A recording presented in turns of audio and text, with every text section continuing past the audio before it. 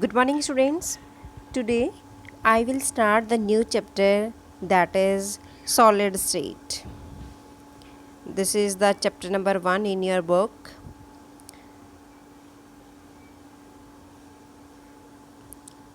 Solid state means the particle in the solid that are closely packed and they are held together by the strong intermolecular forces. The building constituents that have fixed position and that can oscillate about their mean position. So you can see that in the solid form there is a definite shape and definite volume. The density of solid is very high and compressibility is very low क्योंकि solid को आप बहुत rare compress कर सकते हो. ठीक है. Now the next we discuss about matter. What do you mean by matter? Matter is anything that has mass and take up the space or has a volume, or you can say that matter is anything which occupies space and has some mass, like book. आपने book रख दी, chair, table, pen, सभी का क्या है, कुछ ना कुछ मास भी है और वो स्पेस को भी ऑक्यूपाई करता है. It means this is matter. Okay. Now next is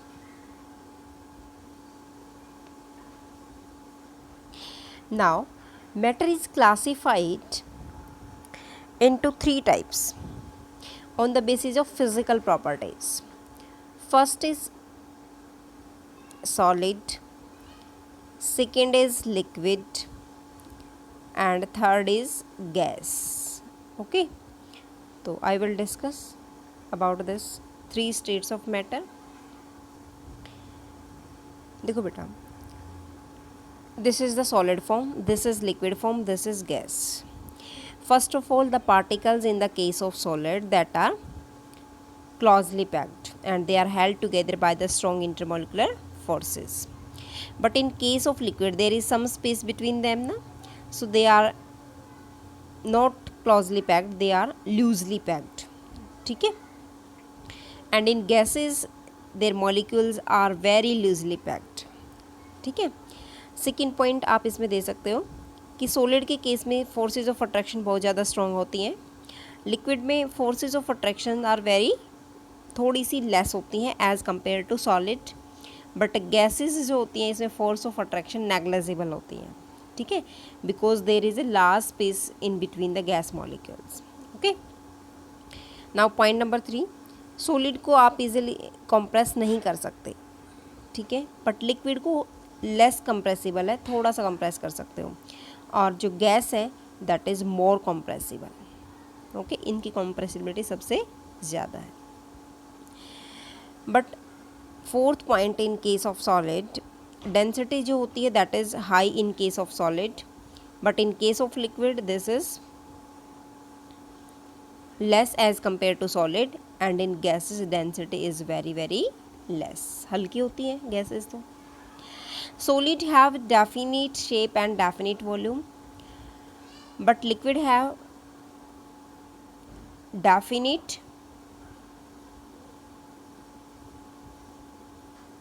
volume but not definite shape, and gas that have neither definite shape nor definite volume. ठीक है, क्योंकि सॉलिड में को तो हम जिसमें भी वो करेंगे, जिस भी कंटेनर में डालेंगे उसी की शेप लेगा. लिक्विड में क्या है कि हम जैसे इसमें डाला है वो कंटेनर के हिसाब से वो अपनी शेप ले लेता है, और गैस के मॉलिक्यूल्स तो लार्ज उसमें फैले होते हैं, तो इस वजह से उनमें ना तो डेफिनेट वॉल्यूम होती है ना ही डेफिनेट शेप बनती है. ओके. नाउ देखो बेटा, intermolecular structure of solid. Solid का आप स्ट्रक्चर देखते हो बिल्कुल क्लोजली पैक्ड है. ठीक है, और एक सेल्स की तरह देखो, एक वो आपकी जो बनती है ना दिस लाइक, जो आपका एक क्यूब बनता है उस टाइप की हमने शेप ली हुई है. ये बना हुआ ऐसे, ठीक है। इसके जो पार्टिकल्स हैं वो बिल्कुल क्लोजली पैक्ड हैं और forces of attraction very strong है, ठीक है। और डेंसिटी सॉलिड की बहुत ही हाई होती है। तो इसमें हमें क्या दिखा रखा है, क्योंकि इसके बीच में कोई कुछ भी स्पेस नहीं है इसलिए स्ट्रॉन्गली टाइटली बाउंड है, टाइटली बाउंड है, तो इसके अंदर strong for intermolecular forces of attraction है। Okay, now these are the characteristics of solids. क्या होता है सॉलिड और उसके क्या कैरेक्टरिस्टिक्स हैं। फर्स्ट बेटा I have already discuss definite mass, volume and definite shape. Intermolecular distance that are very short means these particles are closely packed. Intermolecular forces are strong and their constituent particles like atoms, molecules and ions, they have fixed position and they can only oscillate about their mean position. Next point, they are incompressible and rigid. Rigid means hard होते हैं ये, okay? Now next is the classes of solid. अब बेटा solids की भी कुछ classes हैं। तो टाइप्स ऑफ सॉलिड क्या है, टू टाइप्स का, जो मेन टू टाइप्स के जो सॉलिड्स होते हैं वो हमारे होते हैं क्रिस्टलाइन सॉलिड और एमॉर्फस सॉलिड। देखो बेटा, first is crystalline, second is amorphous solid, ठीक है। अब देखो क्रिस्टलाइंस जो सॉलिड्स होते हैं वो क्रिस्टलाइन सब्सटेंस से मिलकर बने होते हैं जिनकी डेफिनेट ज्योमेट्रिकल शेप होती है, जो एक रेगुलर मैनर में अरेंज होते हैं, ठीक है। और एमॉर्फस जो सब्सटेंस होते हैं उनकी जो शेप होती है वो इरेगुलर होती है, ओके। मींस जो अरेंजमेंट होती है कॉन्स्टिट्यूएंट पार्टिकल्स की वो क्या है, रेगुलर है through out the entire 3 dimensional network. But in case of amorphous इसमें जो अरेंजमेंट होती है कॉन्स्टिट्यूएंट पार्टिकल्स की वो रेगुलर नहीं होती है, वो क्या होती है, कुछ शॉर्ट रेंज ऑर्डर की होती है, ठीक है। देखो जैसे मैं अभी दिखाती हूँ आपको, देखो बेटा this is crystalline form and this is amorphous. आपने देखा इसको एक रेगुलर मैनर में अरेंज है, ये जो आपकी लाइंस है, ठीक है। बट एमॉर्फस में कहीं कहीं पे गैप है, ठीक है। तो इसको जो आपकी क्रिस्टलाइन फॉर्म होती है बेटा, इसमें क्या होता है कि ये आपका एक 3 डायमेंशनल नेटवर्क में रेगुलर अरेंजमेंट शो करता है, ठीक है। और ये रेगुलर अरेंजमेंट शो नहीं करता, तो इसको हम लॉन्ग रेंज ऑर्डर बोलते हैं, इसको हम शॉर्ट रेंज ऑर्डर बोलते हैं। क्रिस्टलाइन सॉलिड्स का जो मेल्टिंग पॉइंट होता है वो बहुत ही शार्प होता है, जबकि एमॉर्फस फॉर्म में मेल्टिंग पॉइंट क्या होता है, शार्प नहीं होता। जो क्रिस्टलाइन फॉर्म है वो एनआइसोट्रोपिक नेचर शो करती है। एनआइसोट्रोपिक मीन्स कि जो फिजिकल प्रॉपर्टीज़ हैं like electrical resistance, refractive index, that have different values, वो डिफरेंट वैल्यूज़ शो करता है, ठीक है। जबकि एनआइसोट्रोपिक कौन सी प्रॉपर्टी शो करता है, आइसोट्रोपिक। जो एमॉर्फस सॉलिड होता है वो आइसोट्रोपिक प्रॉपर्टी शो करता है।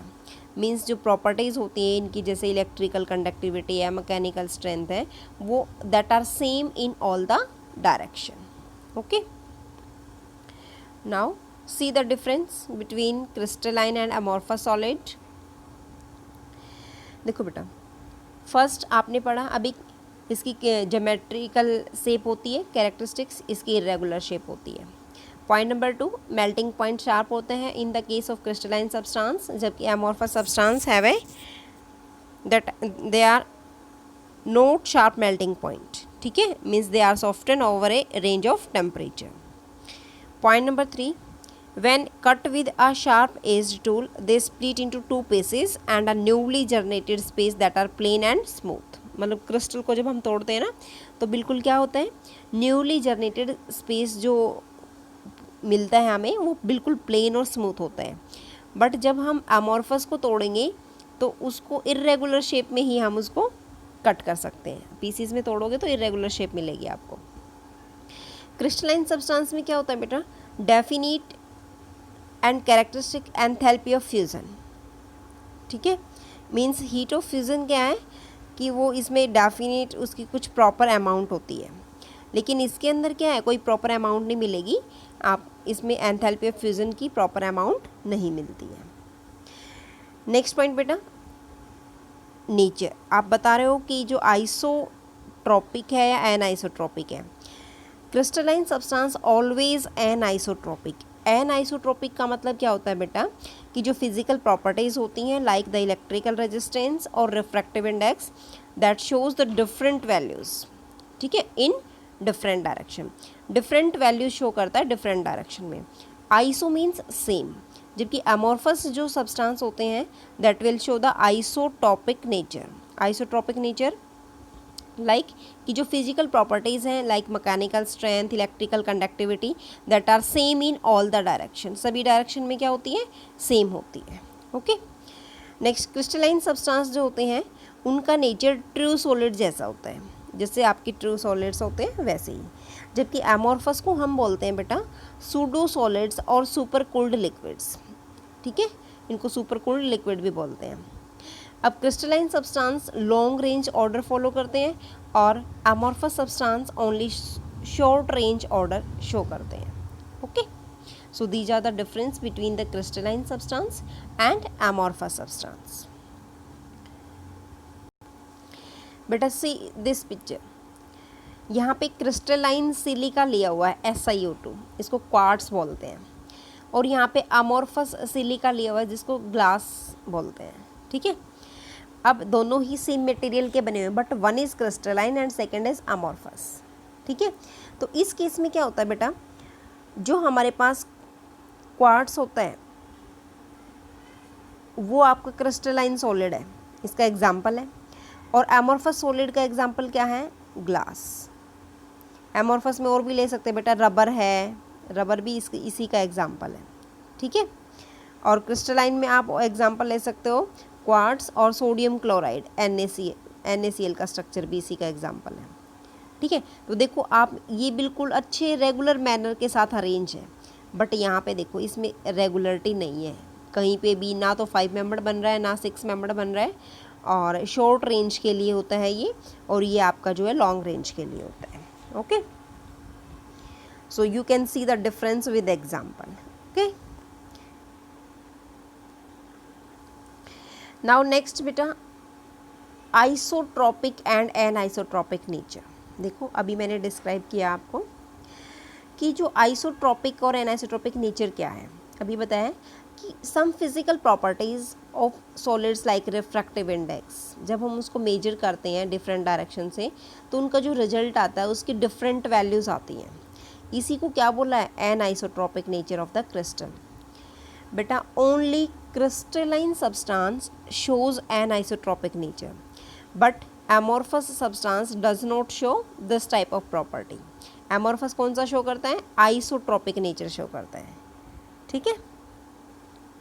तो ये देखो, ये जब हम इसकी जो भी है रिफ्रैक्टिव इंडेक्स, फिजिकल प्रॉपर्टी वगैरह लेते हैं ना, तो उनको मेज़र करते हैं किसी भी तरीके से, तो उनकी जो वैल्यूज़ आती हैं वो बिल्कुल क्या आती हैं, डिफरेंट आती हैं और डिफरेंट डायरेक्शन में आएंगी। Now one more question, amorphous substance as pseudo solids और super cold liquids। अभी मैंने डिस्कस किया था ना बेटा डिफरेंस में, तो why the amorphous substance that is behaves as pseudo solids और super cold liquid। देखो बेटा, क्योंकि amorphous जो सब्सटेंस होते हैं बेटा उनको हम सूडो सॉलिड्स और सुपर कूल्ड लिक्विड इसलिए कहते हैं क्योंकि उनकी एबिलिटी होती है ग्लास की तरह फ्लो होने की, मतलब उनकी टेंडेंसी क्या है, फ्लो होने की, जैसे ग्लास फ्लो होता है वैसे ही।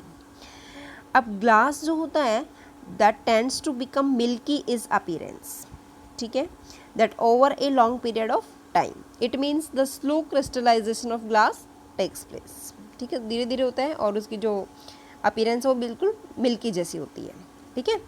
इसलिए हम कह सकते हैं कि कैसा है वो, सुपर सॉलिड और सूडो सॉलिड और super cooled liquid. Amorphous silicon इसका एग्जांपल लेते हैं, that is use to make the photovoltaic cells, ठीक है, फोटोवोल्टाइक सेल्स में इसका यूज़ करते हैं, ठीक है। तो this is amorphous substance.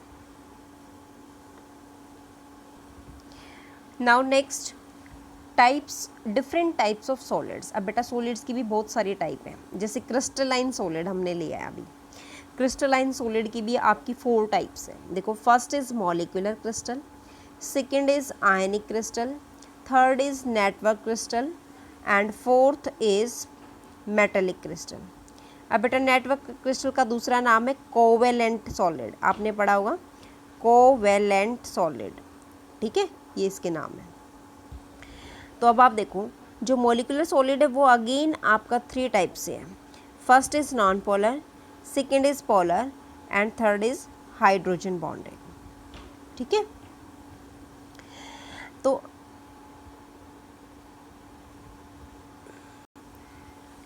Now I will discuss one by one. First is molecular solid. क्या होता है बेटा molecular solid? सबसे ज़्यादा इसमें जो constituent particles होते हैं that is molecule. And this type of crystals having the London forces, dipole-dipole interaction और hydrogen bonding is formed.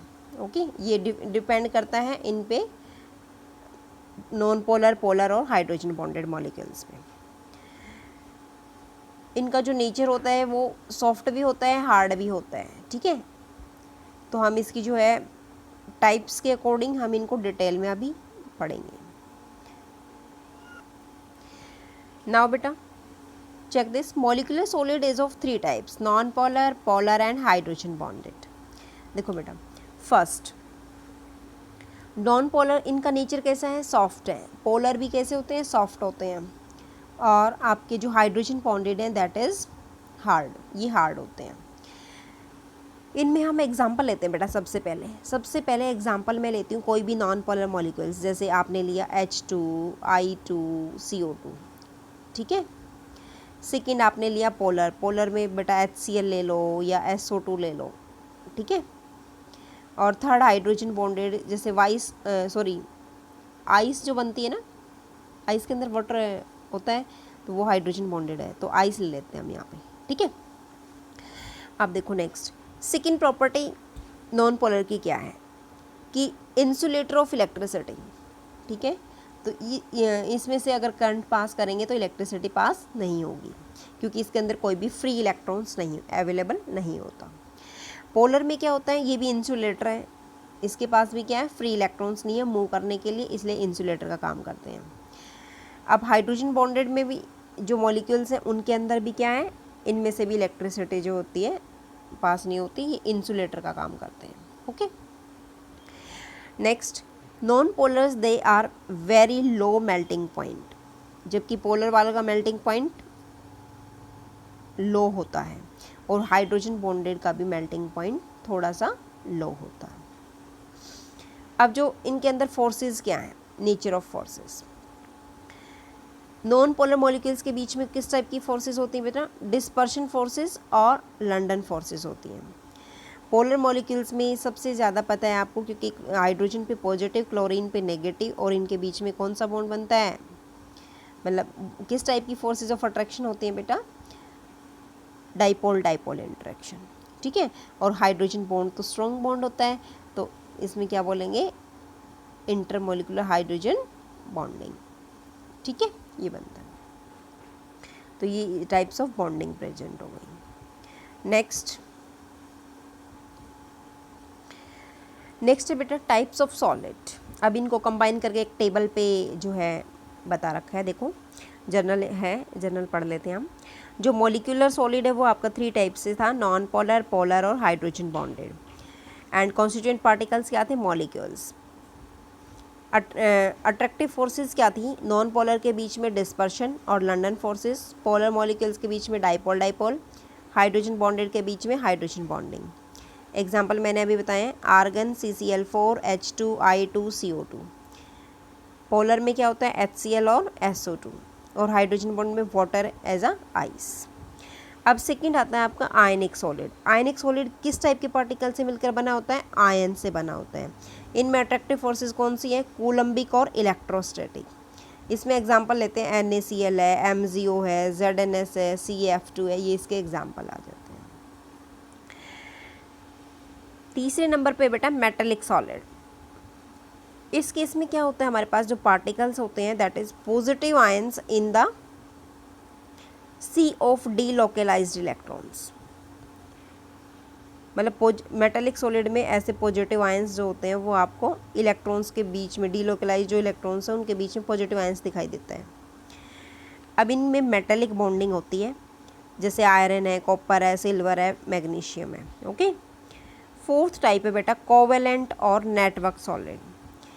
This type of bonding that is formed by the constituent particles atoms. कौन से constituent particles होते हैं? Atoms. Which type of bonding is form? Covalent bonding. And example अभी हमने देखा था ना क्वार्ट्स का स्ट्रक्चर SiO2, और कार्बन डायमंड का स्ट्रक्चर सबने देखा है। ठीक है, तो ये आपके जो है इस टाइप के आ जाते हैं। ठीक है, सी दिस पिक्चर बेटा, दिस इज द कोवेलेंट, जो आपने अभी फोर्थ पॉइंट पढ़ा था, कोवेलेंट और नेटवर्क सॉलिड। देखो डायमंड और जो आपका है सिलिकॉन कार्बाइड वाला स्ट्रक्चर है, ये यहाँ पे देखो डायमंड का स्ट्रक्चर ऐसे है, टेट्राइडली शेप प्रेजेंट है ना, ऐसे ही फिर ये फिर से बन गया एक टेट्राइडल, ऐसे बनता है। ठीक है, तो जो कोवेलेंट बॉन्ड होता है वो स्ट्रॉन्ग बॉन्ड होता है और डायरेक्शनल नेचर का होता है। इसमें जो एटम्स होते हैं that are held very strongly at their position. So this type of solid that is very hard and brittle होता है। एंड डायमंड आपने पता है बहुत हार्ड होता है डायमंड तो, और इसका मेल्टिंग पॉइंट भी बहुत ज़्यादा होता है बेटा। इसको डिकम्पोज कर सकते हैं बिफोर मेल्टिंग। तो ये इंसुलेटर होता है क्योंकि ये इलेक्ट्रिसिटी को कंडक्ट नहीं करता। एग्जाम्पल डायमंड और सिलिकॉन कार्बाइड, तो दोनों का जो है स्ट्रक्चर देखो बेटा सेम है। जो सेंट्रल एटम है दैट इज सिलिकॉन, और जो येलो कलर का जो आपका है that will be carbon atom. ठीक है, अब आप देखो ग्रेफाइट जो आपने, ये है आपका डायमंड का स्ट्रक्चर, लेकिन जब आप ग्रेफाइट का स्ट्रक्चर देखोगे तो उसमें जो कार्बन एटम होता है वो कैसा होता है? लेयर, ऐसे लेयर बनती है इस टाइप की।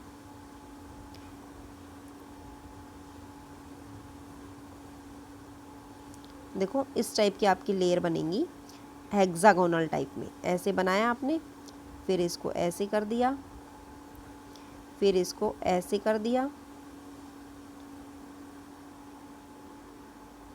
ऐसे लेयर बनती जाएंगी। ठीक है, तो ये एक लेयर बनेंगे एक दूसरे के नीचे। तो carbon atoms are arranged in different layers and each atom is covalently bonded to 3 of the neighbouring atoms in the same layer.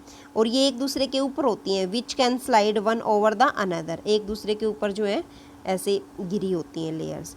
और दे makes the graphite soft solid and good solid lubricant. तो ये उसको क्या बनाती है?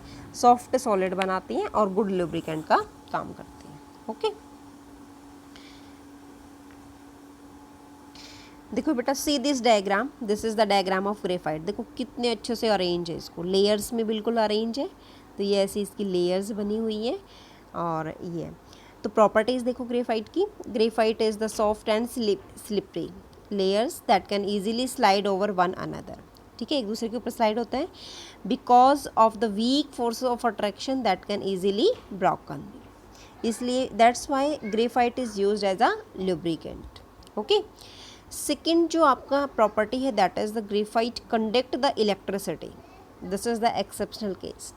जबकि diamond भी ही कार्बन का एलोट्रोप है, but graphite shows conductivity because this is only the non-metals that can conduct electricity, because the free electrons from each carbon, that means each layer has delocalized electrons that can carry the charge. It means इसके अंदर क्या है? Free electrons से जो move करेगा आसानी से और इलेक्ट्रिसिटी को कंडक्ट करेगा। ओके,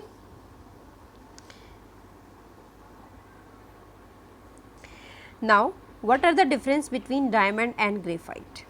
देखो diamond has a crystalline lattice but graphite has a layered structure. In the case of diamond, each carbon atom, that is sp3, hybridize and is bonded to the 4 other carbon atoms through the sigma bond. अब आपने देखा था इसका structure ऐसे बना हुआ था, ठीक है, टेट्राहेड्रल शेप पे. बट ग्रेफाइट में कैसा था? Each carbon atom is sp2 hybridized and that is bonded to the 3 other carbon atoms through the sigma bond and the 4th electrons that will form the pi bond. Okay, now diamond is made up of tetrahedral unit but graphite has a planar geometry. Okay, diamond में carbon carbon bond length that is 154 picometre. In this case carbon carbon bond length is 141.5 picometer. Okay, now the next point, in case of diamond it has a rigid covalent bond network. इसमें बहुत मतलब covalent bonding जो होती है which is difficult to break, जिसको तोड़ना बहुत ही मुश्किल है.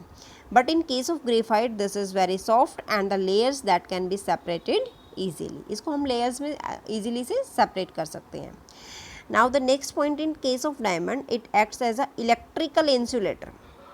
डायमंड के अंदर जो इलेक्ट्रॉन्स होते हैं इसके स्ट्रक्चर में वो फ्री इलेक्ट्रॉन्स नहीं होते हैं. ठीक है, इसके स्ट्रक्चर में फ्री इलेक्ट्रॉन्स नहीं है जो आसानी से मूव कर सकें और इलेक्ट्रिसिटी को कंडक्ट कर सकें. दैट्स वाई क्या है, ये इंसुलेटर है. But in case of graphite, graphite में क्या है, graphite is a good conductor of electricity, क्योंकि इसके पास क्या है, फ्री इलेक्ट्रॉन्स है जो आसानी से मूव कर सकते हैं. Okay, now the next topic is crystal lattice and unit cell. देखो बेटा, crystal lattice and unit cell क्या होता है. क्रिस्टल लैटिस और यूनिट सेल क्या, क्रिस्टल लैटिस ये है बेटा, ये एक 3 डायमेंशनल अरेंजमेंट होती है कॉन्स्टिट्यूएंट पार्टिकल्स की क्रिस्टल के अंदर, जिसको हमने डायग्रामेटिकली रिप्रेजेंट किया है. ठीक है, इसमें क्या होता है, जो ईच पार्टिकल्स होता है वो क्या रिप्रेजेंट करता है कि how the constituent atoms that are arranged in a crystal, जिसको हमने एक पॉइंट की फॉर्म में रिप्रेजेंट किया है. तो इस तरीके की जो अरेंजमेंट होती है उसको हम क्रिस्टल लैटिस बोलते हैं. तो हम शॉर्ट फॉर्म में ये बोलते हैं बेटा, a regular 3 dimensional arrangement of points in space, this is called as crystal lattice. जैसे हमने ये किया, हमने इसकी साइड्स को माना A, B और C. अब हमारे पास इसका जो बॉन्ड बना, इसको हमने अल्फा माना, ये हमारे पास बीटा हो गया और नीचे हमारे पास गामा हो गया. ठीक है, तो जो इसमें अरेंजमेंट हुई उसी को हम क्या बोलते हैं, स्पेस लैटिस और क्रिस्टल लैटिस. तो इसको हम शॉर्ट फॉर्म में बेटा ऐसे बोलेंगे कि it is the 3 dimensional arrangement of identical points in the space which represent how the constituent atoms और molecules that are arranged in a crystal. ठीक है, और each particle is shown as a point की तरह इसने रखा है. अब बेटा देखो, जब हमारे पास पूरा एक 3 डायमेंशनल जो है क्यूबिक लैटिस बनता है, क्यूब्स बनती है ना जो क्यूब्स, तो उस क्यूब में से क्या करेंगे, हम एक डिब्बा निकाल लेंगे. जैसे आपका चौक का डिब्बा होता है ना, सेम वैसे ही होता है. चौक बॉक्स होता है, सेम वैसे ही आपका क्या है, एक छोटा सा यूनिट सेल है वो. जैसे आपने बहुत सारे चौक के जो है बॉक्स जो है उनको इकट्ठा अटैच कर रखा है, तो आपने बना दिया उसको 3 डायमेंशनल क्रिस्टल. अब आपने एक चौक के बॉक्स को निकाल दिया, तो वो क्या है, उसकी यूनिट सेल है. क्या है, यूनिट सेल है. जैसे इसमें एक ही चौक बॉक्स लिया हुआ बेटा, तो ये क्या है, यूनिट सेल है. ठीक है, अब देखो, there are only 14 possible 3 dimensional lattice. 14 possible हो सकते हैं और इनको उसने नाम दिया ब्रेविस लैटिस. क्या नाम है, ब्रेविस लैटिस. ठीक है, अब बेटा देखो, जब आप यूनिट सेल बोल रहे हो, मैंने बोला कि यूनिट सेल जो है आपकी ये वाली है, ये वाली यूनिट सेल है. तो यूनिट सेल क्या कह सकते हैं, it is the smallest portion of the space lattice which when repeated in different direction and to generate the entire lattice. ठीक है, तो ये एक छोटा सा पोर्शन होता है स्पेस लैटिस का जो बार बार क्या होता है, रिपीट होता रहता है. ठीक है, तभी तो 3 डायमेंशनल स्ट्रक्चर बनेगा. ऐसे ऐसे बहुत सारे बॉक्स बनेंगे जब इसके आसपास, तभी हमारा स्पेस लैटिस बन जाएगा. उसमें से हमने एक छोटी सी यूनिट निकाल ली, तो क्या बन गया, यूनिट लैटिस. ठीक है, the unit lattice is shown by 6 parameter. इसमें 6 पैरामीटर होते हैं बेटा. देखो, ये एक्सियल एंगल होते हैं, अल्फा, बीटा और गामा. ये तो आपको बोलोगे एक्सियल एंगल. ठीक है, और ये इनकी लेंथ होती है बेटा, साइड्स की जो लेंथ होती है A, B और C. ठीक है, तो जो यूनिट सेल होती है क्रिस्टल की, वो क्या शो करती है, all the structural properties of the given lattice. Okay, now what are the characteristics of lattice, lattice के क्या कैरेक्टरिस्टिक्स हैं? देखो बेटा, each point in a lattice that is called as lattice point और lattice site. Okay, each point in the crystal lattice that represent the one constituent particles which may be atom or a molecule or an ion. ठीक है. Point number 3, lattice point are joined by the straight line to bring about the geometry of the lattice. ठीक है, उनको straight line से जोड़ते हैं ताकि क्या हो सके, लैटिस की ज्योमेट्री फाइंड आउट की जा सके. ठीक है, तो हमारे पास कितने होते हैं? ये 14 होते हैं जिनको इसने नाम दिया है ब्रेविस लैटिस. ठीक है, सी दिस स्ट्रक्चर बेटा, देखो this is the 3 dimensional structure. ये आपने 3D स्ट्रक्चर बना दिया, जैसे बहुत सारे आपने क्या किए, चौक बॉक्स को अरेंज कर, मतलब उनको इकट्ठा कर रखा है और उसमें से आपने एक चौक बॉक्स निकाल दिया, तो उसी को हमने नाम दिया बेटा यूनिट सेल. और जब ये पूरा वो बन गया तो उसको बोला हमने क्रिस्टल लैटिस. और बेटा इसका जो ये वाला पॉइंट है, ये सारे पॉइंट्स जो हैं इनको हमने बोला लैटिस पॉइंट. ओके, तो अब यूनिट सेल के क्या कैरेक्टरिस्टिक्स हैं? देखो बेटा, a unit cell is characterised by its dimension along the 3 edge. 3 edge होते हैं, मैंने अभी पीछे बताया था ABC, जिसको हमने लेंथ माना था. दीज एज मे और may not be mutually perpendicular. Second point, इनके बीच में जो एंगल होता है बेटा अल्फा बीटा. B और C के बीच में तो अल्फा होगा बेटा, A और C के बीच में बीटा होगा और A और B के बीच में गामा होगा. तो हमें इस तरीके से ही लेने हैं इनके angle. Then unit cell is characterised by the 6 parameter. ABC जो बॉन्ड लेंथ, एक्सियल लेंथ को रिप्रेजेंट करती है, और अल्फा बीटा गामा जो एक्सियल एंगल को शो करते हैं. ओके, सो